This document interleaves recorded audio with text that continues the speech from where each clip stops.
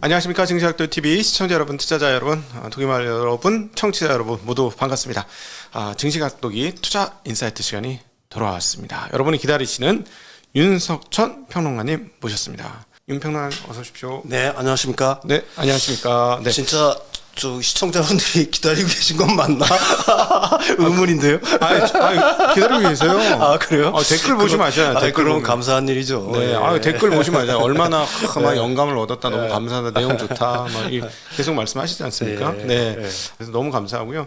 그래서 이번에 이제 미국에서의 변화들에 대해서 좀 폭넓게 얘기할 수 있는 것 같아요. 이제 어제 FOMC 회의가 끝났고 금리를 예상했던 대로 0.5%포인트 올렸고 그다음에 한 5% 금리 유지하겠다 뭐 이런 얘기를 많이 했는데 근데 실제로 인플레이션은 꺾이기 시작했어요. 드디어. 그렇죠. 네. 근데 이제 앞으로 이 인플레이션을 봤을 때 가장 큰 키를 주고 있는 게 뭐냐라고 물어보면 결국은 유가의 흐름, 유가의 향방이 따라서 인플레이션이 좌지우지 되지 않겠느냐라고 보여지고요. 최근 분위기는 또 뭐 경기 침체 가능성, 그다음 미국의 실질적인 디플레 뭐 이런 게 오니까 막 $70가 깨지려고 하는 데까지 내려오고 막 그랬거든요. 자, 그러면 유가가 떨어져서 내년에 인플레이션이 확연하게 안정이 될 것인지, 유가의 흐름을 우리가 어떻게 생각해 봐야 할지 사실 어려워서 너무 답 없는 질문을 드렸는데 우리 윤 평론가님 하실 수 있을 것 같아서 제가 질문을 드립니다. 유가의 그 하락 압박 요인은 분명히 있죠. 그렇지만 그 못지않게 상승 압박 요인도 그 생각보다는 굉장히 많다라고 저는 생각을 합니다. 이제 제일 큰 거는 사실은 우리가 이제 그 초인플레이션 시대가 가고 있잖아요. 이걸 갖다가 일부에서는 탈세계화라고 얘기를 하고 저도 한때는 뭐 그런 식으로 표현도 하게 했지만 정확한 표현은 사실은 세계화의 재편이라고 얘기할 수가 있겠죠. 세계화의 재편. 탈세계화가 아니라 세계화의 재편. 그 말씀이 훨씬 더 맞는 말씀이시네요. 그게 몇 가지 축으로 이루어지는데 이제 그 귀결은 이렇게 될 거예요. 가령 뭐 프렌드 쇼어링이라든지 니어 쇼어링 방식으로 구축이 되겠죠. 다른 말로 얘기를 하게 되면 이게 블록화라고도 얘기할 수가 있어요. 근데 이건 어떻게 보게 되면은 사실은 물리적 재화의 어떤 측면에서 놓고 보면 석유도 이제 물리적 재화니까 사실은 항상 그 불충분한 공급의 위험을 항상 언제든지 안고 있다라고 얘기를 할 수가 있습니다. 그게 이제 사실은 어떤 지정학적 갈등에 의해서든지 이런 것들은 얼마든지 발생하고 있는 시대가 새롭게 도래하고 있다는 거예요. 경제 구조의 판 아니면 세계의 구조의 판 자체가 지금 흔들리고 있는 거니까 과거에 비해서는 지난 30년에 비해서는 긴장이 굉장히 높아진다라고 얘기할 수가 있는 거죠. 그렇죠. 정말 우리 지난 30년간 평화의 시대를 살았죠. 그게 그러니까 뭐 중동에서의 긴장, 가령 뭐 지금 뭐 사우디아라비아라든지 그 외의 중동 국가들이 급격하게 그 미국 중심에서 사실은 중국으로 약간 좀 움직이고 있는 기운들 이런 것도 사실은 그 기존의 질서가 깨지는 거니까 사실은 긴장의 요인이라고 얘기할 수가 있는 거죠. 그러니까 따라서 그런 측면에서 놓고 본다라고 하게 되면은 우리가 이제 지난 30년을 갖다가 그 공급에 비해서 불충분한 수요의 시대를 살았다라고 한다면 공급은 항상 별다른 변수가 없이 끊임없이 유지가 되고 있고 그동안에는? 지속적으로 유지가 되어 왔지만 이런 시대가 가고 있는 거 아니냐. 다른 말로 얘기하면 상대적인 의미입니다. 상대적으로 불충분한 수요의 시대가 아니라 불충분한 공급의 시대가 오고 있는 거 아니냐. 왜 그러냐면은 아까도 말씀드렸듯이 세계화의 재편, 그다음에 긴장의 고조, 뭐 그다음에 미중의 어떤 갈등들이 앞으로 계속해서 격화될 거라는 것들의 어떤 전망들 이런 것들은 언제든지 공급망 자체 기존의 공급 시스템을 흔들 수 있는 요인들이 하나가 된다는 얘기가 되겠죠. 따라서 그런 측면에서 놓고 본다라면 유가의 불안정성은 유가의 변동성은 지금보다 생각보다 커질 수가 있다. 그다음에 단기간 특히 중단기적으로 그 유가의 하락을 갖다가 성급히 예단할 수 없는 이유는 사실 미국 같은 경우는 전략 비축률을 갖다가 언제든지 다시 채워 넣어야 돼요.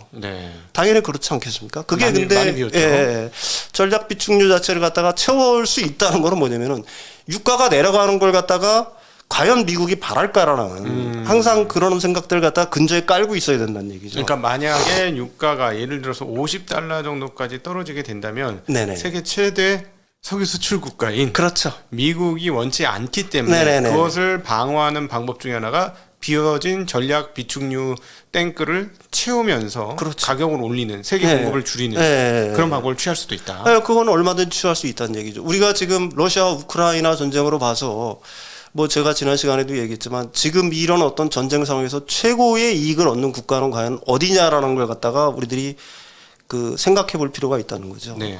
가령 유럽의 대러시아 에너지 의존도로 그렇게 급격하게 의존도가 높아지고 있는 상황을 일시에 판을 바꿔버린 건 어떤 사건이었냐. 이런 것들 갖다 곰곰이 생각해 볼 필요가 있는 거고 그 전쟁으로 인해서 누가 가장 이득을 받냐라는 걸 갖다가 생각해 볼 필요가 있다는 얘기죠. 네. 따라서 유가가 제가 생각하기에는 그 변동성은 뭐 굉장히 생각보다 침체가 온다거나 글로벌 경제 이미 뭐 유럽에서는 침체가 시작이 됐으니까 침체가 온다라고 하게 되면 유가의 하방 압력이 거세질 거라고 생각을 하지만은 네. 그 못지않게 그 상승의 압력도 있는 거다. 예, 그런 측면에서 놓고 본다면 유가가 지금 70달러 선, 가령 뭐 60달러 선, 70달러 선에서 움직인다고 보는 게 당분간은 굉장히 합리적인 판단일 거라는 생각들을 하고 있는 거고요. 그 동시에 이제 사실 미국의 인플레이션은 제가 뭐 지난 시간에도 얘기를 했지만은 사실 근원 인플레이션이 차지하는 비중이 딴 국가들보다 굉장히 높아요. 네. 따라서 유가가 내려간다고 하더라도 유가나 곡물가가 안정이 된다고 하더라도 미국의 인플레이션은 생각보다는 잡기가 어려울 거다. 만약에 유가라든지 뭐 이런 것들 천연가스 가격 이런 것이 내려가게 되면은 그 근원 인플레이션 요인보다는 가령 뭐 원자재라든지 아니면 유가라든지 아니면 곡물가에 더 그 인플레이션 비중이 높은 가령 뭐 유럽이라든지 타 국가들 같은 경우에는 생각보다 일찍 인플레이션이 잡힐 수가 있지만은 네. 미국 같은 경우에는 근원 인플레이션이 상당히 높은 측면이 있잖아요. 그러니까 지표상의 인플레이션은 좀 하락폭이 좀 어느 정도 보이지만은 근원 인플레이션을 놓고 보면 거의 변동이 없지 않습니까? 네, 올 1월부터 시작해서 네. 거의 그 정도 선을 갖다 유지하고 있다는 얘기예요. 네네. 헤드라인은 예. 이번에 이제 7점대 초반까지 떨어졌고 그런데 네네네. 이제 근원 CPI 말씀하신 근원 CPI 그러니까 에너지와 곡물을 뺀 근원 CPI는 6.2에서 6.1로 아주 근소하게 그 정도예요. 떨어졌죠. 그게 이제 올해 1월부터 계속 그 정도 선을 갖다가 거의 유지를 하고 있단 말이야. 약간씩은 하락을 하고 있지만은 거기에 유의미한 어떤 하락세를 갖다가 볼 수는 없다는 얘기죠. 유럽 같은 경우는 사실 가스값 폭등으로 인해서 아주 두 자릿수가 아직도 인플레이션이 나온 반면에 만약에 네. 말씀하신 대로 유가가 떨어지면 오히려 유럽 쪽에서 인플레이션은 상당히 가파르게 떨어질 수 있으나 네네네. 그 근원이고 헤드라인이고 네네네. 미국 같은 경우는 헤드라인은 떨어질 수 있지만 근원의 둔화폭은 유럽에 비해서 상당히 작을 것이다. 네, 그렇죠. 그러니까 근원 인플레이션이 작은 이유는 뭐 여러 가지 이유들이 있지만은 어제 저녁이죠. 어제 밤에 발표된 미국의 소매 판매 같은 경우는 상당히 줄었다라고 얘기를 하지만 뭐 크리스마스 시즌인데도 불구하고 소매 판매가 줄었다고 하는 거는 근원 인플레이션이 낮아질 가능성들 갖다가 일부에서는 얘기를 하고 있지만은 예. 사실은 미국의 고용 시장 자체가 안정되어 있다는 것 같다고 우리들이 생각해 볼 필요가 있어요. 네. 그게 미국 경제가 건강해서라고 한편에서는 볼 수도 있지만 네. 사실 그것보다는 미국 인구 구조의 변화, 고령화, 네. 베이비 부머 세대의 은퇴 네. 이게 상시적으로 사실은 미국 시장의 미국 고용 시장의 그 노동 부족 현상을 만들고 있기 때문에 네. 미국 고용 시장 같은 경우에는 임금 상승 압박을 항상 받는 거고. 그러니까 과거에는 사용자가 갑의 위치에 있었다고 그러면은 네. 지금은 노동자라든지 근로자가 오히려 갑의 위치에서는 이런 식으로 어떤 구조의 변화가 일어나고 있는 시점이기 때문에 네. 제가 생각하기에는 연준이 인플레이션을 잡기가 지난 시간에도 말씀드렸듯이 만만치 않을 거다 이렇게 생각을 하는 겁니다. 네. 예. 그동안에 미국 같은 경우는 최근에 구직자 2명당 직장이 하나였는데 이제는 구직자 하나당 직장이 2개인 네네네. 그 상황이 그렇죠. 지금 벌어지고 있는 예, 거죠. 예. 뭐 일부에서는 테크 기업의 해고 사태 뭐 이런 거 가령 뭐 트위터라든지 이런 사태를 보면서 미국의 고용 시장이 조금 있으면 폭망하겠다. 네, 네, 실업률이 치솟겠다라고 전망들을 하지만은 사실 인구 구조의 변화를 놓고 본다라고 하게 되면은 그게 그렇게 쉽게 그런 일이 발생하지는 않을 거라는 전망이 얼마든지 가능한 거예요. 또 왜 그러냐면 기업들의 태도가 바뀌었어요. 네. 사실은 기업들이 어떤 경험을 했냐면 미국 기업들 같은 경우에는 코로나19 사태 때 사람들을 많이 잘랐잖아요. 네. 그리고 다시 채용하는 게 얼마나 힘든다는 걸 알았단 말입니다. 사람을 뽑는 게 얼마나 힘든다는 걸 이제 알았어요. 코로나 때 마구잡이로 잘랐죠. 네, 그쵸? 그리고서 급하니까. 사람을 다시 뽑으려고 했는데 이제 안 뽑힌다는 걸 경험을 했단 말입니다. 그러네요. 그러니까 지금 좀 어렵더라도 사람을 쉽게 못 자르는 이유도 거기에 하나가 이유가 있는 거예요. 네. 내가 기업주라고 한다면 이 사람과 이런 거 정말 너무 힘들었어. 내가 지금 약간 좀 힘들어. 그리고 이 사람을 잘랐을 때, 그리고 훈련된 사람이지 않습니까? 그 사람은. 이 사람을 잘랐을 때 내가 이런 능력 있는 사람을 또 쉽게 찾을 수 있을까라는 두려움들이 있는 거죠. 이게 지금 그런 두 가지 요인들이 제가 생각하기에는 복합적으로 맞물려 있기 때문에 네. 생각보다 그 미국의 고용 시장이 탄탄하다 이런 생각을 하는 겁니다. 그러니까 고용이 탄탄하고 예. 그렇다면 고용이 탄탄한 건 그리고 최근에 나타난 것처럼 시간당 임금 평균 네네네. 임금이 조금씩 아주 계속 조금씩 올라가고 있으니 이런 상황을 보건대 임금 소득자들에 의한 계속 구매의 유지 네네네. 이런 것들이 인플레이션을 낮추는데 한계를 일으킬 것이다. 그렇죠. 그게 근원 인플레이션을 갖다가 낮추는데 한계를 보인다는 얘기고요. 뭐 증시각도기님도 계속해서 말씀드렸듯이 미국의 렌트비라든지 자가주거비 같은 경우들도 사실은 굉장히 후행적으로 영향을 미치는 거기 때문에 미국의 인플레이션이 단기간에 잦아질 거라고 보는 거는 굉장히 낙관이라고 얘기할 수가 있는 거고요. 근데 패트릭 하커 같은 경우는 올해는 한 6%대 보고 내년엔 4%대 보고 그 다음에는 떨어지더라도 한 3% 내외 정도 보면서 2%는 가기 힘들다. 네네네. 이런 식의 생각을 했는데 그러면 뭐 내년도에 한 4% 정도까지도 떨어지기 어려울 것이라고 보시나요? 내년도에 그럴 가능성들은 뭐 어느 정도는 있죠. 저는 뭐 4% 정도면은 굉장히 낙관적으로 보는 거고요. 한 5% 정도가 될 거라고 저는 봅니다. 네. 그게 제가 인플레이션이 잡는다는 얘기를 갖다가 우리들이 흔히 중앙은행이 잡을 거다, 잡는다라는 표현들을 굉장히 많이 하는데 인플레이션을 갖다가 한 번 발생한 인플레이션을 중앙은행은 지금까지 과거의 경험을 놓고 보면은 잡았던 경험들이 거의 없어요. 무슨 얘기냐? 그러면 인플레이션 잡히는 거라고 저는 표현을 합니다. 잡히는 거다. 네. 어떻게 잡히는 거냐? 결국은 시장이 붕괴하면서 그게 어떤 기자가 됐든지 간에 이 고금리 압박에 눌린 경제가 이게 붕괴하면서 인플레이션이 잡혀버리는 거예요. 항상 그래왔어요. 지금까지 놓고 본다라고 하면은. 그러니까 지금 중요한 건 뭐냐면은 연준이 인플레이션을 그 잡느냐, 그 못 잡느냐가 문제가 아니라 인플레이션은 잡히게 될 거라는 얘기죠. 잡힌다는 얘기입니다. 네네네. 이게 연준이 잡는다는 얘기가 아니라 네. 수동적으로 어딘가가 무너지면서 궁극적으로 이 현재 그 신용 시스템 자체는 항상 그런 어떤 사이클을 그려왔다라고 저는 생각을 하거든요. 그래서 지금도 마찬가지 이번이라고 다를까라고 뭐 사람들이 많이 얘기하는데 저는 이번도 다르지 않을 거라고 저는 생각을 해요. 네. 그게 어떤 기제가 됐든지 간에 어떤 돌발적인 변수에 의해서 어떤 거대 기업의 파산이라든지 이런 것들이 반드시 있는 거고 나타날 거라고 저는 생각을 하는 거고 그게 이제 어떻게 보게 되면 기존의 어떤 금융 시스템을 건드려서 천문학적인 부채를 허공에 날리고 그러면서 이제 가령 뭐 인플레이션이 아니라 거의 디플레이션 상태로 진입이 되면은 다시 중앙은행은 유동성을 지입하면서 다시 경제가 다시 흘러가는 이런 모양을 다시 한번 띄게 될 거라고 저는 개인적으로 생각을 합니다. 예. 네. 그러니까 최근에 뭐 중국 경제를 보면은 부동산을 잡겠다고 그렇게 열심히 해서 부동산을 잡았는지 잡은 정도가 아니라 디플레가 발생하기 시작하면서 뭐 소위 말하는 중국은 이제 인플레는 아예 간데 없고요. 네네네. 저는 디플레가 도래한 것 같아요. 네. 이번에 소매 판매. 네, 그렇죠.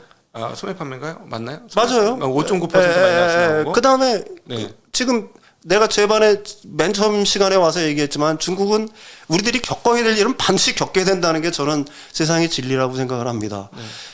그 코로나 바이러스의 무풍지대 그런 건 제로 코로나 뭐 이런 거는 있을 수가 없다라고 생각을 해요. 이제 맞고 있는 거지 않습니까? 네. 그러면 이게 이제 그 뭐 경제의 어떤 경착륙을 우려하기 때문에 중국 정부에서는 어떻게든지 오프닝을 하려고 하겠죠. 그렇지만 제가 말씀드렸듯이 경제라는 거는 우리들의 사람들의 발걸음 하나하나가 경제라는 얘기입니다. 네. 이걸 풀어줬다고 해도 지금처럼 이렇게 그 코로나 바이러스가 확산이 되고 그다음에 화장터에 긴 줄이 들어서고 하는 어떤 형세가 벌어진다라고 하게 되면은 이게 과연 사람들이 활동을 하려고 할까요? 일시적이겠지만은 그 충격을 반드시 겪고 나야지 사실은 중국 같은 경우에는 오프닝 그러니까 그게 어느 정도 그 실효적인 효과를 발휘할 수 있을 거라고 생각을 해요. 그렇지만 당분간은 굉장히 더 어려울 거라고 생각합니다. 네, 중국 같은 경우. 예, 왜 그러냐면은 개방을 한다고 하고 그다음에 그 위드 코로나로 간다고 하더라도 왜 그러냐면 위드 코로나로 인한 중국 사람들 같은 경우에 위드 코로나로 인한 사람들이 얼마나 많이 죽어나가고 가령 미국 같은 데서도 우리 코로나 팬데믹 초기에 그런 일이 많았잖아요. 막 그렇죠. 관들이 막 관 놀 데가 없어가지고 그 컨테이너에 실어놓고 하는 현상들 이런 현상들이 그 중국 같은 만약에 대륙에서 벌어진다라고 생각하면은 그 위험 때문에 우리가 봤듯이 중국이 봉쇄를 정부 차원에서 하지 않더라도 사람들이 스스로 조심할 거라는 얘기죠. 네. 근데 조심한다는 얘기는 결국은 그 발걸음이 줄어든다는 얘기니까 네. 그거는 결국은 소비의 감소 이런 걸로 경제 활동의 감소로 직결될 수밖에 없다는 얘기죠. 풀어도 쉽게 열리지 않는다. 그 부분이 우리들이 겪어야 될 게 반드시 겪고 지나가야지만 제가 생각하기에는 사실은 중국은 다시 그때부터 다시 달릴 수 있는 거지. 네. 그 기간은 어쩔 수가 없을 거다라는 생각을 하는 거죠. 네. 그러니까 뭐 약간 뭐 확진자의 피크, 위중증 환자가 어느 정도 채워지고 그렇죠. 치명률이 어느 정도 올라갔다가 떨어지는 과정은 그렇죠. 어쩔 수 없다. 그거는 제가 생각하기에는 어떤 나라도 피할 수 없는 거예요. 사실 뭐 우리나라도 그 통계를 내보면은 지금 오히려 지금 올해 돌아가시는 분들이 생각보다 많지 않습니까? 코로나로 인해서. 그러니까 우리나라도 그 저기 지난해까지만 해도 방역이라든지 이런 걸 해서 그런 걸 갖다 굉장히 순차적으로 줄여왔지만 우리들이 그러니까 유럽이라든지 그 미국 같은 거는 거꾸로 간 거잖아요. 네. 그때는 걔네들이 확 높았다가 지금은 좀 잦아든 상태고 네. 우리나라는 좀 초반에 좀 잘 잦아들었다가 지금 오히려 어떻게 보게 되면은 뭐 위중증 환자라든지 사망자 같은 경우들이 좀 늘어나고 있는 추세를 보인다는 거는 네. 우리나라는 방역이 그런 대로 그 잘 됐다라고 하는 나라들도 그런데 사실 중국 같은 경우에는 그 중국 코로나 그 백신에 대한 네. 좀 의문점이 있는 거고 너무 또 제로 코로나 정책을 시행을 하면서 네. 뭐 결론적으로 얘기하면 그래요. 중국도 겪어야 될 거는 반드시 겪어야 되는 거고 그거는 그 팬데믹 와중 그러니까 중국의 팬데믹 와중에서 결국은 경제 활동이라든지 이런 것들은 이 중국 정부가 어떤 노력을 기울인다고 하더라도 네.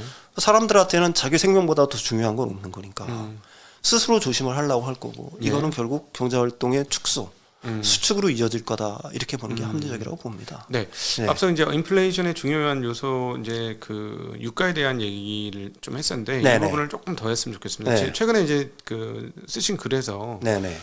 장기적인 측면에서 보면 유가가 그렇게 떨어질 요인이 크겠느냐. 네네네. 신재생 에너지가 만들어지고 그렇게 됨에도 불구하고 네네. 뭐 심지어 뭐 신재생이 페러틱 네. 그 유가 페러틱까지 빠진다고 할지라도 네. 유가의 사용량이 그렇게 줄어들 가능성이 별로 없다. 네네. 석유의 사용량 네, 이런 네, 말씀을 하셨습니다. 네. 어떤 측면에서 그렇게 말씀하셨어요? 왜 그러냐면은 우리들이 보통 앞으로 이제 신재생 에너지라든지 이런 것들이 급격하게 대세를 이을 거라고 우리들이 생각하는 이유는 뭐냐면 우리가 비교적 선진국에 살고 있기 때문에 그러는 거예요. 네. 그렇죠? 네. 미국이라든지 유럽이라든지 가령 우리나라라든지 일본이라든지 이런 선진국 같은 경우에는 신재생 에너지에 대한 요구들이 굉장히 높죠. 네. 또 그걸 갖다가 지금 화석연료에서 신재생 에너지로 이게 변환해 나갈 돈도 자원도 있다라고 얘기할 수가 있는 겁니다. 예. 그렇지만 생각보다 우리나라들이 아직 그 개발도상국들 입장을 한번 살펴보자는 얘기죠. 가령 아프리카라든지 남미라든지 가령 뭐 이 동남아의 일부 국가들 같은 경우 이런 나라들이 화석연료에서 쉽게 벗어날 수 있다라고 생각하는 건 그야말로 제가 생각하기에는 굉장히 큰 착각이라는 거죠. 네. 왜 그러냐면은 신재생 에너지를 쓰려고 하게 되면은 궁극적으로는 그 전기 에너지로의 전환이 그건 뭐 자동차 하나만으로 놓고 보자는 얘기예요. 우리 같은 나라, 우리나라들 같은 경우에는 지금 이제 화석 연료를 사용하는 내연기관차에서 그 전기 자동차로 가려고 하는 욕구들이 굉장히 많죠. 당연히 이렇게 갈 수밖에 없죠. 전기에 대한 아쉬움이 없으니까. 그렇죠. 전기차로 가는 아쉬움이 없지만. 그렇지만 아프리카라든지 남미라든지 이런 쪽에서는 과연 전기를 충분히 생산할 수 있냐는 얘기예요. 뭘로 생산을 하냐는 얘기예요. 네. 그렇죠? 그 다음에 그렇다고 한다면은 내연기관차로 갈 수밖에 없는 거고 그렇다라고 한다면은 앞으로도 그 화석연료에 대한 수요는 상당히 있을 거다. 이걸 갖다가 풀 수 있는 방법은 분명히 있죠. 가령 선진국들이 모여서 니들 신재생 에너지로 니들도 갈 수 있게끔 우리들이 돈을 모아서 펀드를 뭐 일부에서 그런 얘기를 펀드를 조직을 해서 그 돈을 대주겠다라고 하게 되면은 가령 뭐 지구를 살리기 위한 어떤 명분 하에서 이게 뭐 어느 정도 가능할지 모르지만 그게 불가능한 입장에서는 사실은 제일 접하기 좋은 원료는 이 저개발 국가로 가면 갈수록 사실은 이 신재생 에너지보다는 그 화석연료에 의한 에너지를 갖다가 쓰는 게 훨씬 자기들 입장에서는 쉽다는 얘기죠. 발전 같은 경우도 네. 사실은 신재생 발전은 뭐 제한 그 용량이나 이런 설치나 이런 것들 시간과 제한 제약 조건이 좀 있으니까 네네네. 석탄 발전이나 이런 게 훨씬 더 네, 석탄 발전이라든지 화석연료에 대한 의존도가 굉장히 클 수밖에 없다는 얘기를 하는 겁니다. 그래서 앞으로 발전한 나라들 뭐 얼마 전에 이제 블룸버그에서도 얘기가 나왔지만은 지금 이제 사실은 개발도상국이라든지 이런 어떤 지금까지는 아직 그 개발이 되지 않는 아프리카라든지 아시아라든지 남미 쪽에 이런 나라들이 굉장히 성장이 가시화될 텐데 이 성장이 가시화되면서 사람들은 점점점 에너지에 대한 수요는 굉장히 늘어날 텐데 네. 이 사람들의 에너지 수요를 갖다가 재생에너지로 과연 충당이 될 거냐라는 거는 의문의 여지가 있다는 얘기죠. 네. 그래서 당분간은 그 생각보다 우리는 오랜 기간 화석연료에서 그러니까 지구 전체적으로 놓고 보면은 사실은 쉽게 탈피할 수는 없을 거다. 그렇게 놓고 본다라고 보면은 두 가지 측면에서 화석연료에 대한 하나는 수요, 두 번째는 가격 자체가 어느 정도 방어가 될 거라고 보는 게 그게 과연 제가 생각하기에는 상식적인 판단 아닌가 네. 이렇게 보는 거죠. 요거는 이제 장기적인 시계열로. 네네네. 예. 단기적인 시계열로는 뭐 최근에 뭐 경기 하강이나 이런 그다음 중국의 디플레 상황들 이런 것들을 감안해 보면 단기적으로는 좀 내릴 수 있다 이렇게. 네, 저는 단기적으로는 얼마든지 그럴 수가 있어요. 그다음에 내년에 그 글로벌한 어떤 침체를 갖다가 현재 상황에서는 부정할 수 없는 거니까. 네.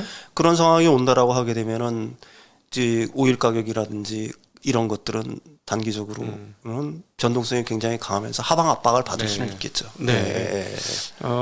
그 지금 경기에 대한 그 이야기가 이제 침체 이야기가 상당히 많이 나오고 있는데 네네네. 참 의문인 점은 모두가 침체를 얘기하니까 네네네. 아니 이렇게 모두가 얘기하는 침체가 진짜 올까 하는 의문이 너무 많이 들어요. 저는. 네. 어떻게 생각하십니까? 침체는 저는 뭐 모두가 올 거라고 뭐 생각하는지는 저는 잘 모르겠지만 침체는 현재 상황에서 불가피한 거 아니냐라는 생각들을 하게 됩니다. 그 왜 그러냐면은 우리가들이 맨날 하는 얘기지만은 이 부채를 갖다가 너무 많이 늘려왔다라는 게 이제 굉장히 큰 하나의 단초가 될 수가 있는 거죠. 그럼 이제 이번에 연준의 레토릭을 보면은 분명히 아시죠. 연준은 분명히 자기들은 인플레이션을 잡아야 된다라고 하지만은 잡아야 된다고 강조를 계속해서 하지만은 사실은 50bp밖에 안 올렸다는 얘기입니다. 이 50bp를 갖다가 굉장히 높게 생각하시는 분들이 있는데 우리가 2006년, 2008년 경우를 갖다가 보시면은 2004년에서 2006년 한 2007년까지 금리를 올렸던 때가 그때가 5%를 넘었었어요, 기준금리가. 네. 그 당시에 그 인플레이션이 얼마였느냐? 뭐 3%, 4%였었어요. 네. 그런데도 기준금리를 그때 그렇게 높게 올렸다는 얘기입니다. 근데 지금 보시면은 지금 그 인플레이션이 지금 얼마예요? 뭐 네, 7%죠. 7%. 뭐 얼마 전까지만 해도 뭐 두 자릿수를 넘보는 미국 같은 경우, 유럽 같은 경우는 뭐 두 자릿수를 넘었고. 그러니까 사실은 연준이라든지 각국 중앙은행들은 거칠게 발언할 수밖에 없어요. 어떻든 우리는 인플레이션을 잡겠다라고 얘기를 하지만 그거는 인플레이션을 진짜로 잡겠다라고 한다면은 지금 50bp만 올리면 안 된다는 얘기죠. 자기들이 진짜로 원하는 건 제가 저번 시간에 말했지만 내가 하고 싶은 거를 갖다가 누구나 다 할 수 있는 건 아니라는 얘기입니다. 네. 그건 여러 가지 제약 요건 때문에 달라지는 거예요. 가령 뭐 크리스마스 때 굉장히 달달한 나는 케이크를 먹고 싶어. 근데 불행하게도 나도 당뇨고 그 뭐 집에 당뇨 환자들이 몇 명 있어. 그러면 그 달달한 케이크를 못 먹는 거예요. 똑같은 거죠. 네. 연준이라든지 각국 중앙은행은 인플레이션을 얼마든지 그 진짜로 원할 거예요. 잡기를. 그건 이제 그 사람들이 갖고 있는 선호란 얘기죠. 그렇지만 그걸 갖다가 막는 제약 요건들이 있다는 얘기죠. 그 연준의 중앙은행 인사들 같은 경우에는 부채의 압력이 얼마나 과중할 거라는 걸 알고 있습니다. 네. 그러니까 50bp를 올리는 거예요. 그 50bp만 올리면서 말은 강하게 할 수밖에 없다는 얘기죠. 네. 그렇지만 다시 앞으로 돌아가게 되면은 이런 고금리의 상황이 왜 그러냐면은 단기간의 고금리라는 거는 전혀 문제가 안 돼요. 네. 가령 내가 기업을 해본다고 생각을 해봅시다. 어느 정도까지는 버틸 수가 있어요. 체력들이. 고금리가 되더라도. 네. 근데 일반 주담대 갖고 계신 분들도 그렇잖아요. 지금 금리가 올라도 보통 한 6개월 후에 그게 반영이 되지 않습니까? 그렇죠. 똑같아요. 기업들도. 내가 차환해야 될다는 거 보통 1년. 뭐 빠른 기업들은 이제 뭐 급한 기업들은 뭐 일주일 뭐 3개월 단위로도 어음 같은 걸 돌리지만 네. 보통 그 기업들이 갖고 있는 부채를 갖다가 내가 그 리파이낸싱 하거나 아니면은 이걸 갖다가 롤오버나 할 때는 보통 어느 정도의 기간이 필요하지 않습니까? 그렇죠. 한 1년 정도의 기간. 1년 정도 기간은 그러면 낮은 금리로 갖고서 어떤 운영을 할 수가 있는데 실제로 자신들이 부닥치는 거는 금리 압력이 굉장히 높아진 상태에서 어느 정도 기간이 지나야지만 그걸 갖다 피부로 절감을 하는 거거든요. 자신들이 실제로 그래서 무너지는 시점은 항상 후행적인 겁니다. 금리를 올리고 네, 나서. 금리를 올리고 나서 지금 금리를 어느 정도 올리고 나서 이런 고금리 상황이 어느 정도 지속이 됐냐라고 우리들이 볼 필요가 있다는 얘기죠. 뭐 금리를 갖다가 계속해서 과하게 올렸지만은 사실은 이게 이제 실제로 압력이 가중되려고 하면은 제가 생각하기에는 앞으로도 한 6개월 정도의 시간은 더 필요하다고 보는 거예요. 지금 금리 올린 것이 네. 시중에 이제 실질적으로 영향을 미칠 때는 그만큼의 시간이 더 필요하다. 네, 그만큼의 시간이 실제로 이제 그때부터는 피부로 절감을 하게 될 거고, 네. 아, 이 고금리의 상황이라는 게 얼마나 그 위험하다고, 그 다음에 하다는 걸 갖다가 다 알게 되겠죠. 그 다음에 이제 더 중요한 거는 뭐냐면은 그 금융기관이라든지 투자자라든지 가령 뭐 사모펀드라든지 펀드라든지 이런 사람들 레버리지를 썼다라고 한다면은 레버리지 역시 마찬가지라는 얘기죠. 그쵸. 레버리지도 역시 제가 생각하기에는 지금부터 해서 뭐 내년 초 1분기에서 2분기 사이에 그 고금리의 압력들이 사실은 굉장히 집중될 거라고 저는 개인적으로 생각을 하는 거죠. 네. 뭐 그렇다라고 한다면은 여기저기서 터지게 되면은 그 말 그대로의 어떤 침체는 사실은 불가피한 거 아닌가라는 생각을 합니다. 예. 네. 자, 이제 다음 문제로 좀 넘어가서 네네. 또 지난주 이번 주에 가장 재미난 뉴스 중에 하나가 그리고 설왕설래가 많은 뉴스 중에 하나가 시진핑이 사우디 방문하면서 사우디 주변 국가와의 정상회담을 했습니다. 네네네. 그리고 그 끝나고 나서 발표하는 자리에서 앞으로 사우디와 그 지역 국가의 석유 결제 시 위안화로 우리는 결제하겠다라고 네네네. 얘기했습니다. 네네. 야, 근데 우리가 이제 페트로 달러를 잘 기억하고 있기 때문에 네네. 달러가 그 석유를 붙잡으면서 기축통화로서 완벽하게 자리 잡는 그런 과정들을 우리가 경험해 왔기 때문에 네네. 이제 위안화의 페트로 석유 제품 결제는 네. 위안화의 미상을 한껏 키워주면서 또 반대로 달러의 약세를 만들어 오는 거 아닌가 하는 생각을 많이 하거든요. 좀 물론 어려운 얘기긴 하고 사실 가봐야 아는 얘기긴 한데 네. 그런 식으로 이제 그 일부에서는 사실은 달러의 누수에 대해서 그 생각하시는 분들이 굉장히 많을 것 같아요. 네. 근데 그거는 단기적으로 그런 현상이 있을 수는 있겠죠. 그렇지만은 우리들이 이렇게 생각을 한번 해봐야 된다라고 저는 생각을 합니다. 진짜로 달러의 패권이 약해진다라고 생각을 하면은 미국은 가만히 있을까? 그렇다라고 하게 되면은 저는 뭐 미국한테는 그런 수단이 있다고 저는 생각을 해요. 네. 그런 아직도 힘이 있다라고 생각합니다. 그러니까 중동의 판을 엎으려고 할 거예요. 네. 그거는 뭐 가능한 얘기가 어느 정도 될 수가 있다라고 생각을 합니다. 지금까지는 뭐 용인이 아니라 뭐 그냥 알아서 하라고 그냥 방관하는 자세를 보이는 거는 사실은 미국 같은 경우에 페트로달러의 그 기존에 이제 중동산 원유에 대해서 그 달러를 엮었다라고 한다면은 지금은 사실은 그럴 필요가 상대적으로 필요성이 좀 적어졌다라고도 얘기할 수 있죠. 그렇죠. 왜 그러냐면 미국산 그렇죠. 거기다 하면 되는 거고 그다음에 유럽으로 가는 거는 이스라엘을 통해서 그 지금 천연가스들이 지금 관을 연결하고 있지 않습니까? 네. 그러니까 우방국들을 갖다가 재편할 수가 있다는 얘기죠. 그다음에 가령 뭐 지금 이제 사우디라든지 기존에 이제 그 굉장히 미국과 친근했던 국가들을 갖다가 뭐라고 그래야 지정학적으로 흔들 수 있는 거는 이란의 힘을 이용할 수 있다라고 저는 생각을 해요. 네. 이란과 사우디는 어떻게 보게 되면 뭐 중동의 패권을 놓고 그 숙명처럼 운명처럼 뭐 다툴 수밖에 없는 입장이니까. 네. 그러니까 오히려 지금 어떻게 보게 되면은 지금 위안화의 결제라든지 이런 방식을 갖다가 그 흘리거나 실제로 뭐 이게 얼마나 구현될지는 저는 뭐 개인적으로 좀 의문인 상황이지만 그런 시도 자체가 어떻게 보게 되면은 기존의 그 중동의 진영학적 위험을 약간 고조시킬 수 있는 예. 뭐 그런 것들의 하나의 요인이 된다라고 저는 보는 거죠. 네. 따라서 그런 시도 자체가 사실은 아까 제가 유가가 단기적으로는 좀 하락 압박을 받을 수 있지만 장기적으로 드러나는 이유는 그런 어떤 지정학적 갈등 자체가 예. 뭐 여기저기서 불거질 수 있는 여지가 굉장히 많다는 얘기예요. 지난 30년에 비교해서. 예.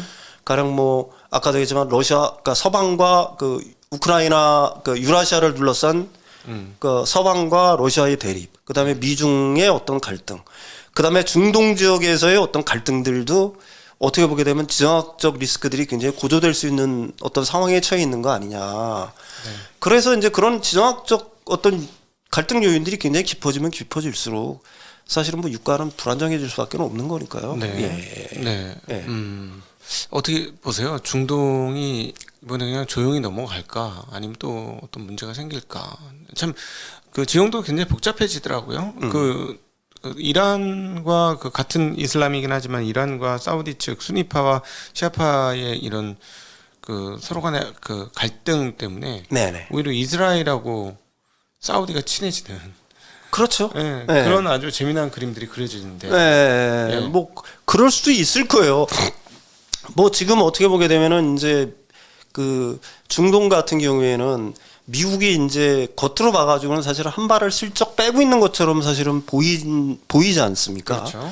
그러니까 이제 기존 그 판세를 갖다가 그 판 자체가 어떻게 보면 굉장히 바뀌고 있는 시점이라고 얘기할 수가 있는 거고, 네. 가령 뭐 사우디라든지 이스라엘이라든지 등등등의 나라들 같은 경우에는 이제 제가 생각하기에는 그 저울질을 하고 있다라고 생각을 해요. 네.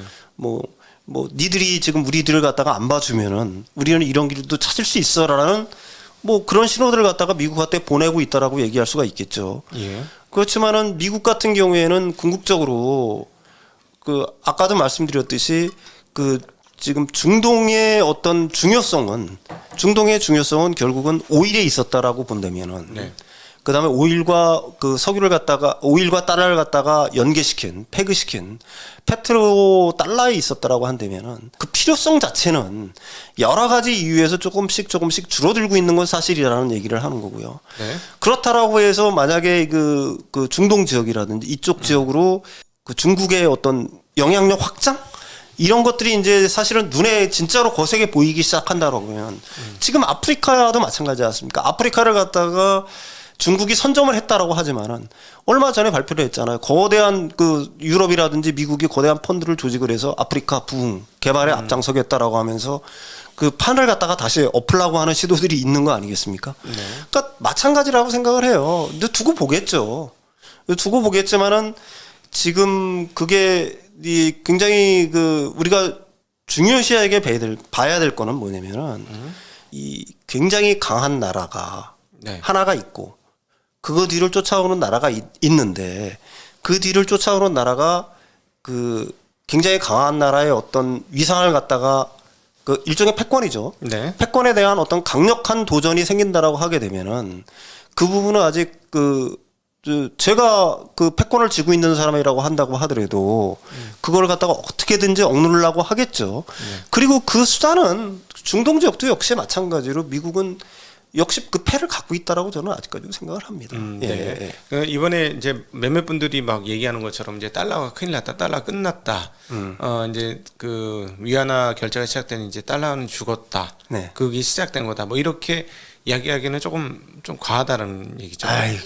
타임지죠. 우리가 근 한 10년 됐네요. 달러가 거의 돌아가셨다라고 헤드라인을 뽑아가지고 그 당시부터도 그랬어요. 사실은 저도 제가 한 10년 전만 해도 달러의 그 위상에 굉장히 많은 흠집이 갈 거라고 생각을 했고 그 해서는 뭐 그런 식의 전망을 했지만은 이제 제가 얼마 전에도 얘기를 했지만 우리가 살아있는 우리 그 다음 세대까지도 과연 그 달러의 위상의 어떤 하락을 갖다가 쉽게 점칠 수 있느냐 하는 거는 의문의 여지가 있고요. 네. 이제 중요한 거는 그거죠. 그 아까 그 지난 시간에도 말했지만은 미국의 이런 자신감 이런 것들이 너무 지나쳐서 그게 사실은 수많은 나라들의 어떤 반감을 살 때 그때는 사실은 달러 패권의 어떤 추락 네. 뭐 이런 것들도 얼마든지 가능할 거라고 뭐 보지만 그런 일이 과연 일어날 거냐라는 거는 의문의 여지가 있습니다. 예. 네. 자, 그러면 이제 달러와 이제 중국, 그다음 중국 위안 그리고 페트로 위안이 형성될 수 있는지 여기를 한번 알아봤고요. 자, 그럼 이제 조금 가볍은 얘기를 좀 드려보도록 하겠습니다. 이번에 FOMC 회의 어떻게 보셨을까요? 뭐 전혀 뭐 생각했던 대로다. 뭐 예. 저는 그렇게 또 표현을 하고 싶어요. 미국은 아까도 말씀드렸듯이만 미국의 중앙은행 연준은 인플레를 잡고 싶지만 네. 잡으려고 하는 도구도 갖고 싶지만 그거를 마음대로 휘둘 수 없는 여러 가지 제약 요건들이 있는 거고. 그래서 왜 시장이 예상한 바, 그다음에 우리들이 충분히 예상한 바대로 50bp 정도 올렸다라고 보는 거고요. 뭐 다음에도 저는 뭐 우리들이 생각했던 어떤 것과 크게 차이는 없을 거라고 저는 개인적으로 생각을 합니다. 최종 금리를 어느 정도까지 보고 계실까요? 저는 제가 생각하기에는 지금 한 5%가 거의 적정한 수준이라고 생각을 해요. 네. 네. 우리들이 보통 이제 그 오버슈팅이라고 보통 표현을 하지 않습니까? 네. 연준의 오버슈팅이 침체를 만들었다라고 보통 많은 사람들이 생각을 하는데 연준은 오버슈팅을 안 하려고 애를 쓰는 거예요. 네네. 그러니까요. 최선을 다해서 오버슈팅을 안 하려고 애를 쓰는 겁니다. 금리를 그러니까 최소한 덜 올리고 싶어하는 거죠. 네, 이번에 스텝다운한 걸 그게 사실은 속내란 얘기예요. 네. 어떻게 하면 좀 덜 올리고 경제를 갖다가 연착륙 시킬 수 있을까 하는 게 사실은 그 연준이 안고 있는 속내라고 얘기하죠. 중앙은행가들은 다 그렇게 생각을 하고 있죠. 왜 그러냐면은 그 고금리의 그 부담이 얼마나 그 강한지를 갖다가 너무나 잘 알고 있기 때문에 그러고 싶어 하는 거예요. 네.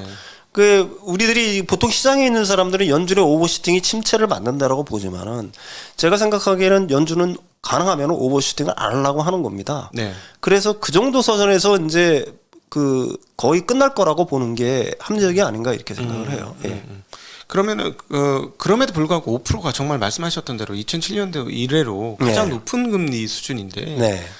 앞서 말씀하셨다시피 부채가 많은 이 시대에 네. 그 5%를 과연 우리가 견딜 수 있을까? 그런 생각이 드는데요. 못 견디죠. 그게 견딜 수가 없는 겁니다. 그럼 못 견디면 앞서 그 코너에서 말씀을 하셨던 것처럼 그냥 침체가 그냥 자명하다. 그 침체가 오는 거죠. 그러니까 침체가 오는 거는 아까도 말씀드렸지 우리들이 그 강한 침체를 갖다가 보통 생각해 볼 필요가 있어요. 그 1998년이죠. 롱텀 캐피탈 매니지먼트가 망했죠. 파산했죠. 네. 그다음에 2001년 뭐가 무슨 사태가 있었죠? 이제 1년이요? 네. 네. 9.11 테러? 9.11 테러 있었죠. 네. 그다음에 2008년 리만 브라더스 파산이 있었죠. 네. 2020년은 뭐 단기적으로 코로나 바이러스가 있었습니다. 우리들이 이런 고금리가 눌린 어떤 경제 시스템의 파열은 분명히 어딘가는 불가피하다는 거예요. 그게 굉장히 유의미한 우리들이 그거는 누구도 모르기 때문에 위험하다고 하는 겁니다. 우리가 리스크라고 하는 거를 굉장히 이렇게 표면적으로 보게 되면 우리들이 어느 정도 예견하고 있는 리스크들, 가령 뭐 연준이 금리를 갖다가 어느 정도 올릴 거다라고 하는 것들은 이미 알려진 리스크라는 얘기예요. 예. 그래서 사실은 그런 것들은 그렇게 크게 그 시스템 자체에 그렇게 어떤 붕괴라든지 뭐 이런 걸로 시장의 폭락으로 절대로 연결되지는 않아요. 그러니까 이 시장의 폭락을 갖다가 항상 만드는 거는 아까도 말씀드렸듯이 우리들이 전혀 생각하지 못했던 그냥 어떤 사람들은 회색 코뿔소라고 하죠. 알고는 있지만은 어렴풋이 알고는 있지만 정확하게 뭔지는 모르는 것들. 네. 이런 것들이 어떻게 보게 되면은 돌발적인 사건으로 이벤트로 벌어졌을 때 사실은 시장은 그냥 와장창 하는 겁니다. 시장이 와장창 하면서 말 그대로 침체가 오는 거예요. 강한 침체가 오는 거고. 그러면서 사실은 모든 게 리셋이 돼버리는 겁니다. 그 인플레이션이 그러면서 잡히는 거예요. 네네. 지금까지 역사적 경험을 보면은 인플레이션은 잡는 게 아니라 잡히는 거다. 네. 뭐 이렇게 표현할 수가 있겠죠. 예. 만약에 그러면 지금 연준이 그거를 조금 염려해서 네. 침체를 안 오고 그들이 말하는 것처럼 소프트 랜딩을 하기를 원해서 네. 금리를 뭐 2월 달에 한번 근소하게 한 25p 정도 올리고 예. 만약에 안 올리는 상태를 한번 좀 유지하면서 시장을 지켜본다면 어떻게 될까요? 그런 행동들이 침체를 좀 막을 수 있을까요? 침체를 갖다가 연기시킬 수는 있겠죠. 그렇지만 인플레이션을 폭발시켜요. 아, 4.75 정도까지만 금리를 올린다고. 그게 왜 그러냐면은 우리들이 그 2004년에서 2006년, 7년까지의 경험을 보면 알아요. 계속해서 금리를 올리니까 인플레이션이 좀 주춤주춤했거든요. 네.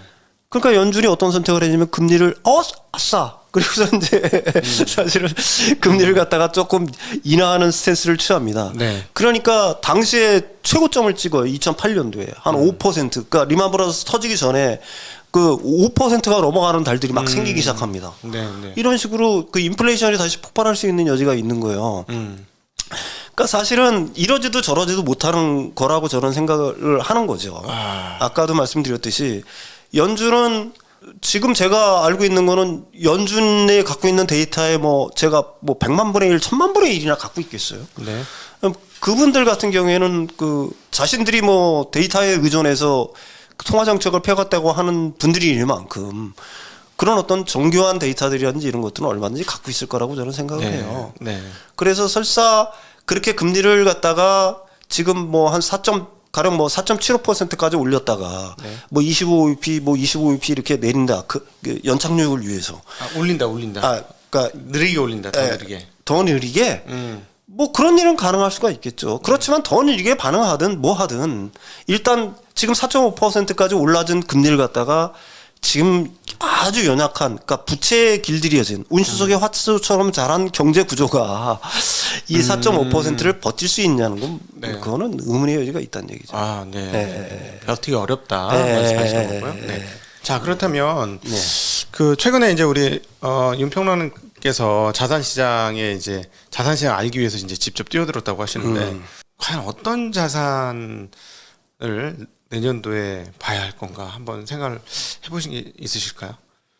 내년에는 사실은 뭐 많은 사람들이 얘기를 하지만은 저는 그 우리들이 지금까지 어떤 그 경험 네. 이런 걸로 놓고 보게 되면은 사실은 그 침체가 그 오기 전까지 침체는 물론 이제 굉장히 공식적인으로 발표가 되겠지만 그 MBER에서 나중에 발표가 되는 거지만 우리들이 침체를 알 수 있는 건 뭐 정부보다 마이너스 성장을 했다 그러면 일단 침체로 생각을 하셔야 돼요.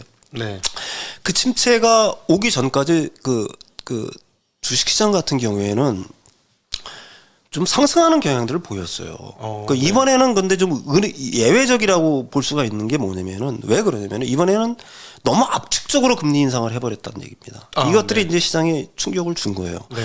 그리고 시장의 우리가 진짜 저점, 그건 항상 침체의 와중에 나타났던 것들이 굉장히 일반적입니다. 지금까지 보게 되면은 네. 침체 와중에 진짜 저점을 찍는 거예요.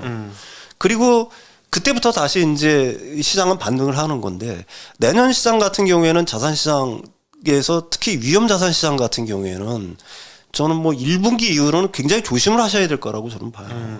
그러니까 1분기 이후로는 오히려 안전자산으로 찾아 들어가는 게 굉장히 올바른 수순일 거라고 저는 개인적으로 생각을 하고 예. 거기에는 뭐 장기 채권도 있을 거고요. 네. 뭐 이런 채권들도 있을 거고 뭐 차라리 뭐 은행 예적금 같은 것들이 그 당시에는 당시 그냥 피신이 있는 게 낫다라고 생각을 네. 하고요. 예. 그렇지만 그 전까지는 얼마든지 아까도 제가 지난 시간에도 말씀드렸고 했다시피 어느 정도의 자산 시장의 어떤 일종의 베어마켓 랠리 같은 경우는 어느 정도 있을 거라고 저는 생각을 해요. 네. 그런 상황을 대비해서 그 일종의 주식에 지금 투자하고 계신 분들 같은 경우에는 네. 그 포트폴리오를 갖다가 좀 조정을 해가면서 갖고 있는 거는 뭐 굉장히 좋은 거라고 보지만은 근데 이제 내년 상반기 1, 4분기가 넘어가게 되면은 사실은 굉장히 좀 포트를 좀 줄여야 되는 거 아니냐는 생각들을 하고 있습니다. 일단 위험 자산에서는. 네. 네. 아, 또 하나. 네. 뭐 경제 전체 그림을 보시기 때문에 최근에 이제 국내 부동산에 네네. 대한 문의를 좀 드려보고 싶습니다. 네. 지금 굉장히 가파르게 떨어진다라고 하면서 네네. 뭐 거의 코로나 이전 수준까지 떨어진 거 아니냐라는 설도 있어요. 네네네. 실제로 그런지는 잘 모르겠으나 네. 국내 부동산은 어떻게 보고 계실까요? 우리 부동산 시장은 사실은 주식 시장보다도 더 큰 타격을 받을 수밖에 없죠. 금리에 더 취약할 수밖에 없으니까요. 이런 고금리 상황이 유지가 되는 한 네. 부동산 시장은 굉장히 큰 하락 압박을 받을 수가 없어요. 백약이 무효라고 저는 생각합니다. 사실 백약이 무효다. 그래서 살라고 하는 사람들 네. 우리들이 왜 이게 백약이 무효라는 걸 생각을 해볼 수가 있어요. 모든 자산 일단 부동산 시장도 우리나라에서는 이제 자산 시장이 돼버렸어요. 네, 그렇죠. 그렇다라고 사는 곳이 네, 아니고 네. 투자하는 곳이죠. 부동산은. 그러니까 네. 자산 시장이라는 걸 갖다 자산 시장의 오른 내림이 그럼 뭐로 결정이 될까라는 생각을 해보죠. 우리들이 실수에 의해서 절대로 이게 자산 시장의 가격 변동이 나타나지는 않아요. 네. 실수라는 거는 굉장히 한정적이잖아요. 네, 네. 그럼 나머지는 뭐냐? 나머지는 가수요. 투기적 수요란 얘기입니다. 가령 주식도 마찬가지예요. 주식의 실수요는 뭐예요? 내가 그 회사의 주식이 돼가지고 주주가 돼가지고 진짜로 그 회사에서 뭘 해보겠다는 건 진짜 수요죠. 두 번째는 배당을 받는 것도 어떻게 보면 실자 수요라고 할 수 있어요. 네네. 그렇지만 이 두 이해를 제외하고 어떤 주식을 산다? 이거는 전부 다 가수요예요. 그죠? 네. 이게 투기적 수요란 말입니다. 부동산도 역시 마찬가지예요. 현대 자산 시장은 현대 자산 시장이 오르내림을 결정하는 거는 결국은 가수요란 얘기예요. 그럼 그런 가수요가 늘어나려면 뭐가 돼야 돼? 일단 돈값이 쌓여야 되는 거잖아요. 그러니까 무슨 말이냐면은 저금리 네. 상황에서야지 돈값이 쌓여야지만은 가수요가 생길 수밖에 없는 건데 부동산 시장 같은 경우에는 더하죠, 주식시장보다. 왜 그러냐면 레버리지를 쓸 수밖에 없는 거니까 웬만한 사람들은. 네, 갭 투자 같은 경우는 옵션보다 더한 것 같아요. 네. 어떤 측면에서. 그다음에 뭐 진짜로 몇십억을 들고 현찰로 사는 사람들 제외하고는 네. 나머지는 전부 다 갭 투자를 하는 건데 전세를 끼고 사는 것도 사실은 갭 투자잖아요. 네. 이렇게 전세라는 것도 레버리지 투자지 않습니까? 네. 그렇다라고 한다면은 이런 고금리 상황에서 그런 가수요를 갖다가 섣불리 생긴다고 보는 거는 어리석은 판단 아닐까 이렇게 생각을 합니다. 근데 네. 이제 한국의 자산 시장을 보면 주식으로는 사실은 자산을 형성시킨 사람의 숫자가 상당히 적지만 네. 부동산으로는 자산을 형성한 사람들이 비중적으로 굉장히 높고 네네네. 또 규모도 굉장히 크고 네. 많은 사람들이 이 시장에서 성공했단 말이죠. 네. 그래서 성공에 대한 신화들이 상당히 있을 것 같고 그래서 호시탐탐 떨어지기만을 기다리는 사람들이 굉장히 많이 상존해 있는 거 아닐까 하는 네. 생각도 들거든요. 맞아요. 그렇습니다. 네. 그러니까 부동산을 갖다가 투자의 관점으로 접근하시는 분들은 굉장히 제가 생각하기에는 스마트한 사람들이라고 저는 생각을 하고요. 사회적 정의라든지 이런 걸 다 떠나서 이미 자산 시장화 되어 있으니까 그러면 언제 사야 될 거냐를 생각을 해볼 필요가 있다는요. 언제 살기가 가장 현명한 거냐. 네. 그렇다라고 한다면은 뭐 우리들이 흔히 그런 말 하잖아요. 진바닥은 누구도 모르고 누구도 알 수는 없어요. 그렇지만은 이거 하나는 제가 예상할 수 있는 건 뭐냐면은 진짜 침체가 오기 전까지 자산시장은 바닥을 보이지 않는다. 우리들이 진짜 지금이 지하 뭐 한 50층 정도 됐다라고 생각하지만 그거보다 더한 바닥이 얼마든지 있을 수 있다. 네. 그렇다면 그때는 언제냐? 그건 침체의 기운이 명확해질 때가 사실은 진바닥에 가깝다는 얘기예요. 네. 대부분이 다 널브러져 있을 때, 널브러져 있다는 얘기는 좀 거친 표현입니다, 여러분. 그 얘기는 뭐냐면은 실업이 늘고 기업들이 여기저기서 도산을 하고 그렇죠. 그다음에 진짜로 못 살겠다는 아우성 소리가 여기저기서 날리고 이런 소리들이 막 주변에서 진짜 여기저기서 들리기 시작할 때 이때가 사실은 자산들 그게 부동산이 됐든지 주식이 됐든지를 갖다가 줍줍할 수 있는 사실은 그런 기회가 되는 거지. 근데 예. 지금 사실 다주택자들을 옥죄고 있었던 규제들이 네. 상당히 많이 풀리고 있고 네. 그 종부세와 관련된 세금 문제도 네. 상당히 굉장히 저희 입장 주식하는 입장에서 보면 굉장히 친화적으로 네네네. 보유자 친화적으로 부동산 쪽에 세제가 막 바뀌기 시작하고 네. 있는데 그러면은 이거는 사인을 준 거 아닙니까? 정부에서 호재죠. 네, 호재지 않습니까? 예, 빚내서 집 사라. 이 네. 얘기예요. 근데 네. 빚내서 집 사라라는 여기서 옛날에 최경환이가 그런 얘기했어요. 왜 빚내서 집 사라고 했을까요? 집값이 낮으니까 경기가 나빠지니까. 그다음에 빚을 낼 수 있는 사람들은 저금리니까 빚내서 집 사라는 얘기가 통했어요. 근데 예. 지금도 똑같이 빚내서 집 사라라고 하는 겁니다. 근데 빚을 내서 그 빚을 감당할 수 있는 사람이 얼마나 되느냐 이거죠. 그때 최경환 그 장관 때는 예. 사실 그때 정부가 강력하게 밀었고 그때 오케이해서 집을 산 사람들은 사실 굉장히 좋았죠. 2015년 그렇죠. 정도 내외니까. 예. 근데 지금은 상황이 다른 게 빚 내면 빚이 부담된다. 그렇죠. 빚을 갖다가 어떻게 이걸 갖다가 처리를 할 얘기입니다. 빚을 내기 좋은 환경을 만들어 준 다음에 그런 환경이 조성이 됐을 때 준 다음에는 좀 어폐가 있지만 그런 환경이 조성이 됐을 때는 지금 풀어놓은 각종 규제들이 얼마든지 상승의 어떤 요건으로 갈 수는 있겠죠. 네. 그렇지만 지금 빚을 낼 수 있는 좋은 환경 자체가 아니지 않습니까? 가령 지금 그 주담대 금리가 지금 한 뭐 6% 네. 최소한 뭐 낮은 저점이 한 거의 신용이 좋다고 하더라도 한 5% 뭐 한 중반 이상은 제가 알고 있기로는 줘야 될 거라고 보는데 이게 지금 답이 나오나요? 그래요? 네. 5%를 줘서 한번 이자 계산을 해보시면 되겠죠. 가령 뭐 한 4억 정도를 5% 금리로 빌린다라고 하게 되면 그냥 5% 금리라고 빌린다고 하게 되면은 1년이면 2천만 원 2천만 아닙니까? 원이죠. 2천만 네. 원이죠. 그러면은 지금부터 이 부동산 사이클이라는 게 보통 있으니까 한꺼번에 확 다시 또 저금리가 된다 그래서 불타오르지는 않을 테니까 이걸 깨어날 때까지 이 기간을 갖다가 한 4, 5년은 봐야 되지 않겠어요? 최저로 본다고 하더라도. 네. 그러면은 이자만 1억이라는 얘기죠.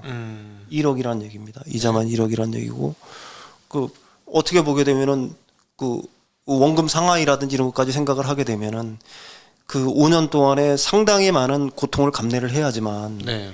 그 이후에 이제 어느 정도 보상이 된다는 얘기인데. 아니 어떤 분들은 이렇게 얘기하는데 네. 아니 그거 어쨌든 실수요자가 사는 게 아니고 네. 다주택자가 투기적인 수요로 사는 거니 네. 실제로 그거 상관없고 최근에도 집값 오를 때 워낙 그 대출이 안 나와서 현금으로 사는 경우가 많다. 뭐 이렇게도 보시는 경우가 있던데 말이죠. 그 다주택자들이 그 사는 물론 뭐 다주택자들이 사는 거예요. 뭐 젊은 사람들도 다주택자들이 사는 거지만 다주택자들 가운데서 진짜 현금 여력이 있고 지금 어떻게 보면 뭐 현금 동원력 능력이 되는 사람들이 과연 얼마나 될까라는 걸 갖다가 생각해 볼 필요가 있다는 얘기죠. 네네. 그러면 사실은 네. 우리나라 뭐 얼마 전에 그 MBC PD 수첩에도 나왔지만 사실은 집을 4채 가지고 있는 사람 다주택자죠. 네. 다주택자인데 그 사람 같은 경우가 현금 능력이 있어가지고 그렇게 다주택자가 되는 게 아니에요. 다 전세 끼고 갭 투자해서 뭐 사고 그 다음에 자기 집 살 때는 또 네. 아파트 담보대출 받아서 사고 뭐 이런 형식으로 했단 말입니다. 이런 사람들이 더 이상 빚을 낼 수는 없는 거죠. 네. 왜 그러냐면은 지금 다주택자들에 대한 어떤 이런 것들을 갖다 풀어준다라고 얘기를 하고 실제로 그런 제도들이 시행이 되고 있지만 대원칙 하나가 있어요. DSR을 갖다 풀어주질 않잖아요. 네. 그러니까 DSR이 50%로 최대 50%로 막혀 있는 거지 않습니까? 예, 예. 그러니까 기존에 주택담보대출이 있는 사람들이 다시 또 주담대를 받는 거는 굉장히 어려운 상황이라는 얘기죠. 자기 소득이 갖다가 획기적으로 늘어나지 않는 이상. 네.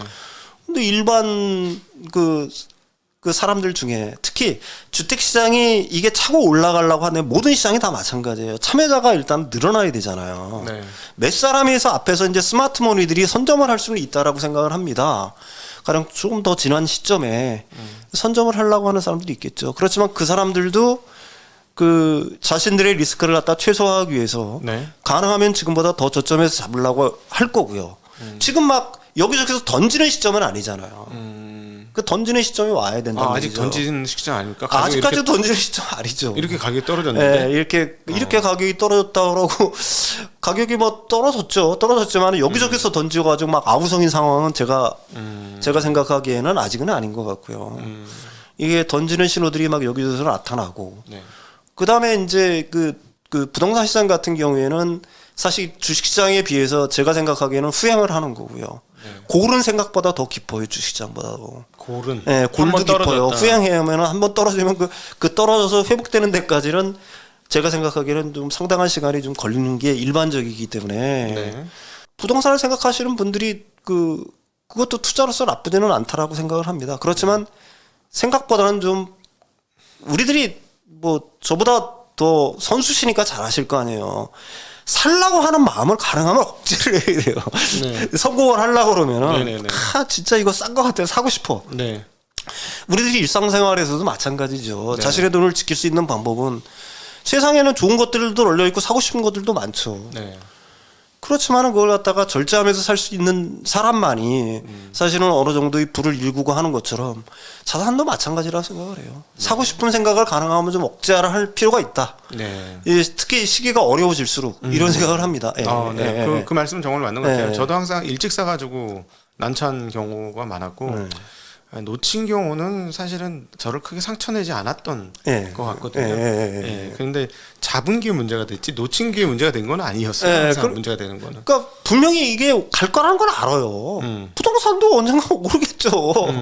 오르지만은 그 제가 이런 얘기들을 많이 합니다. 얼마 전에 이제 뭐 방송에 나가서 한 얘기지만 진짜로 실수요자고 뭐 자금 여력이 충분하다고 생각하면은 네. 사는 게 뭐 어떠냐. 네. 그렇지만 그걸 갖다가 일종의 그 어떤 그 투자 자산의 개념으로 놓고 본다라고 한다면은 그 다음에 지금 한 채가 아니라 뭐 여러 채를 갖다가 그걸 투자 자산으로 놓고 본다라고 한다면 그 다음에 거기에 또 자기 자본이 비율중이 몇 %가 안 된다라고 하는 분들 같은 경우에는 더 지금 참고 기다려야 될 때가 아닌가. 이렇게 생각합니다. 예. 네.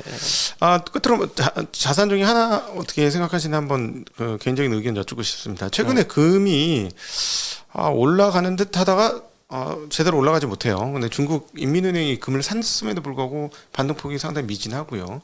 오히려 그 최근 몇 년간의 흐름 보면은 디지털 자산이라고 표현하는 암호화폐 비트코인이 디지털 금 역할을 하면서 과거의 전통적인 금의 역할이 좀 없어진 것 같습니다. 그래서 금자산에 대해서는 어떻게 생각하실지 한번 여쭙겠습니다. 금자산은 뭐 그 수요들이 꾸준하게 있다라고 저는 생각을 해요. 예. 그렇지만 가격의 변동성은 그렇게 크지는 않을 거다. 가격 변동성이 크지 않다는 얘기는 투자자로서는 매력이 없다는 얘기예요. 네. 그렇지 않습니까? 사실은. 네. 그러니까 우리들이 그 비트코인에 대해서 열광했다가 그 다음에 이제 폭망을 하면서 실망하는 이유는 뭐냐면은 그 자체의 변동성의 위력 때문에 그런 거거든요. 예. 그러니까 사실은 굉장히 변동성이 큰 자산들에 대해서 오히려 사람들은 굉장히 큰 어떻게 보게 되면은 매력 이런 것들을 사실은 가지고 있다라고 얘기할 수가 있죠. 내가 뭐 금을 사갖고 있는 거는 안전하기는 해. 네. 그렇다고 비트코인이 안전하다는 얘기가 아니야. 안전자산이기 때문에 비트코인이 안전자산이기 때문에 올라가는 게 절대로 아니에요. 그렇죠. 이 자산이라는 건 아까도 말씀드렸듯이 우리가 투자 자산이라고 하는 거는 변동성이 전제가 되지 않으면은 네. 그 별 의미가 없습니다. 네네. 그러면 뭐그 은행 예금이나 뭐 이런 거 하고 말지. 아니면은 뭐 좋을 때 그냥 네. 채권에 투자하고 말지. 네. 구태여 우리가 리스키한 자산에 눈을 돌릴 필요가 없다는 얘기죠. 그래서 그 일단 금 같은 경우에는 안전자산으로서의 지위 자체는 뭐 갖고 있다라고 생각을 해요. 사실 뭐 중앙은행들이 뭐 설마 뭐 비트코인을 갖다 사재기 하겠어요. 그렇죠. 안전자산이라고 생각을 해서. 네. 그렇지는 않다라고 보는 거고. 그렇지만 중앙은행들은 이제 금이라든지 뭐 이런 쪽으로 이제 자신들의 포트폴리오를 갖다가 앞으로도 계속 유지해 나갈 거고요. 네. 금의 위상 자체는 그렇게 크게 바뀌지는 않을 거라고 보지만 금에 대한 변동성은 과거에 비해서 상당히 줄었다. 왜 그러냐면은 아까도 얘기했지만 금의 어떤 변동성에 몰리던 어떤 투기적 수요들이 네. 이제는 비트코인이라든지 뭐 이런 쪽으로 엄청나게 많은 다른 투자자들이 있기 때문에 네. 사실은 금에 대한 어떤 투자 자산으로서의 매력도는 상대적으로 좀 떨어지는 게 아닌가 이렇게 네. 생각을 합니다. 아, 예, 네. 예, 예. 예, 알겠습니다. 네. 이제 연들이 끝나고 22년도 파란의 자산 시장이 이제 끝나갑니다. 그리고 이제 곧 23년도 새해가 밝게 되는데 우리 그 보시는 시청자분들하고 투자자분들에게 당부해 주시고 싶으신 말씀 있으면 부탁드리겠습니다. 아까도 말씀드렸듯이 살라고 하는 열망을 지금은 억눌러야 될 때라고 생각을 합니다. 사고 싶은 게 진짜 많아요. 네. 너무 많은데 그렇지만 지금은 굉장히 조심해서 생각을 해야 되는 거고 지금 만약에 투자사에 접근하신 분들은 좀 시계열을 좀 짧게 가져가실 필요가 상대적으로 있다라고 저는 개인적으로 생각을 합니다. 예. 예. 아, 네. 네. 감사합니다. 자, 오늘 윤석천 평론가님과 함께 이번에 있었던 FOMC와 그리고 또 인플레이션 그리고 유가의 향방 등등에 대한 이야기를 함께 나누어 보았습니다. 다양한 인사이트를 주셔서 너무 감사하고 특별히 마지막에 말씀하신 자산을 할 때 너무 급하게 사지 말아라 하는 그다음 욕망을 좀 제어하라라는 말씀으로 전 들렸는데요. 항상 그 욕망을 제어하는 건 저희한테 필요한 투자의 자세가 아닌가 싶습니다. 오늘 귀한 시간 만들어주신 윤석천 평론가님께 다시 한번 감사드리고 함께해 주신 우리 정치각도의 TV 시청자분들께도 감사 인사 드리겠습니다. 인사드리겠습니다. 고맙습니다.